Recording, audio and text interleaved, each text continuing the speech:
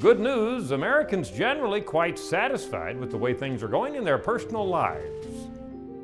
As the year comes to a close, let's look at some good news. Personal satisfaction. We've told you a lot here at Gallup about how negative Americans are when we ask them about their satisfaction level with the way things are going in the U.S. as a whole. But when we hone in on personal satisfaction, positive numbers. 27% of Americans satisfied with the way things are going in the U.S.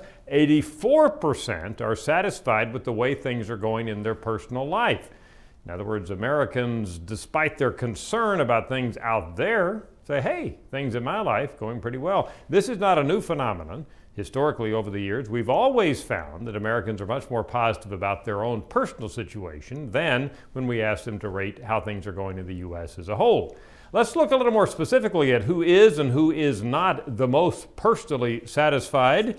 Well, one predictor of satisfaction is where you live. What region of the country would you say has the highest level of satisfaction?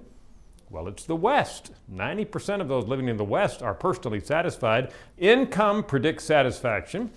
That's not a great shock. If you make over $75,000 a year, you're almost totally likely to be personally satisfied. If you make under $20,000 a year, your satisfaction level, as you can see, comes way down. Final point, politics. We know there's a big difference between Republicans and Democrats when we ask them to rate things out there in the country.